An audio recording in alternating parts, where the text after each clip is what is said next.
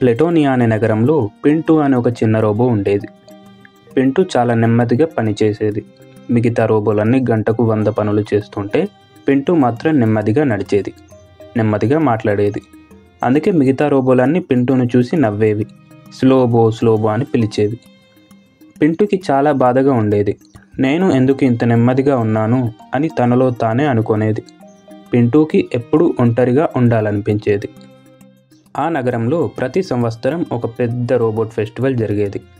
ఆ రోజు అందరూ వేగంగా పనులు చేసి తమ శక్తిని నిరూపించుకోవాలి. ఎవరు ఆ పండుగ రోజు వేగంగా లోపం లేకుండా పనులు చేస్తారో వారికే నగరంలో అత్యంత గౌరవం లభిస్తుంది అని నగర అధ్యక్షుడు పెద్ద రోబో ప్రకటించాడు. పింటూ ఆ మాట విని నిరాశ చెందింది. నేను నెమ్మదిగా ఉంటాను, నేను ఎప్పటికీ ఈ పండుగలో గెలవలేను అనుకుంది.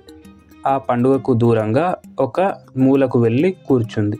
పింటూ ఒంటరిగా బాధపడుతుంటే అక్కడికి ఒక టిక్కు అనే పాతకాలపు రోబో వచ్చింది. టిక్కు శరీరం తుప్పు పట్టి ఉంది. అది కూడా చాలా నెమ్మదిగా నడిచేది. టిక్కు పింటూ బాధను చూసి ప్రేమగా మాట్లాడింది. ఏమైంది పింటూ, నువ్వు కూడా పండుగకు ఎందుకు సిద్ధం కావడం లేదు అని అడిగింది. పింటూ తన గురించి, తను నెమ్మదిగా ఉండే స్వభావం గురించి చెప్పింది. అప్పుడు టిక్కు నవ్వి, నెమ్మదిగా ఉండడం అంటే బలహీనత కాదు పింటూ, నువ్వు నెమ్మదిగా ఉండవచ్చు, కానీ నీ పనులను జాగ్రత్తగా చేస్తావు, నీలో ఆ జాగ్రత్త అనే శక్తి ఉంది అని చెప్పింది. పింటూకి ఆ మాట విని కాస్త ధైర్యం వచ్చింది. సరిగ్గా అదే రోజు మధ్యాహ్నం పండగ మొదలవ్వడానికి కొద్ది నిమిషాల ముందు నగరంలో భయంకరమైన తుఫాను వస్తుందని ఆకాశవాణి హెచ్చరిక వచ్చింది. పెద్ద గాలి వల్ల నగరంలోని ముఖ్యమైన పవర్ కంట్రోల్ బాక్స్ పాడైపోయింది.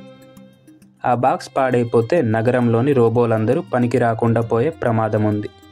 అందరూ భయంతో అటూ ఇటూ పరిగెత్తసాగారు.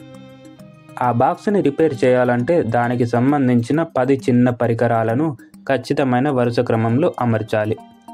ఒక్క పరికరం తప్పుగా అమర్చినా నగరం మొత్తం పవర్ పోతుంది. నగర అధ్యక్షుడు పెద్ద రోబో వేగంగా పరిగెత్తుకుంటూ వెళ్ళి ఆ రిపేర్ చేయడానికి ప్రయత్నించాడు.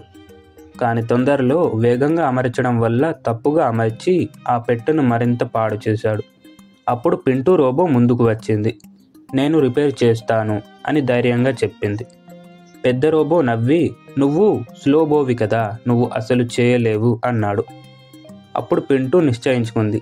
వేగం ముఖ్యం కాదు, సరిగ్గా చేయడమే ముఖ్యం అనుకుంది. ఆ తుఫాను గాలిలో కూడా పింటూ చాలా నిదానంగా ఏకాగ్రతతో ఒక్కొక్క పరికరాన్ని తీసుకుంది. దాని చేతులు వేగంగా కదలలేకపోయినా దాని కళ్ళు, మెదడు మాత్రం ఖచ్చితంగా పనిచేశాయి. పింటూ చుట్టూ ఉన్న రోబోలన్నీ భయంతో గట్టిగా అరుస్తున్నాయి.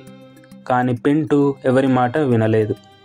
అది కేవలం తన పనిపైనే దృష్టి పెట్టింది. ఒక్క సెకండ్ ఆలస్యమైన నగరం మొత్తం ఆగిపోతుంది. కానీ పింటూ తన నెమ్మది స్వభావాన్ని బలంగా మార్చుకుంది. చివరగా పింటూ 10వ పరికరాన్ని కూడా ఖచ్చితంగా అమర్చింది.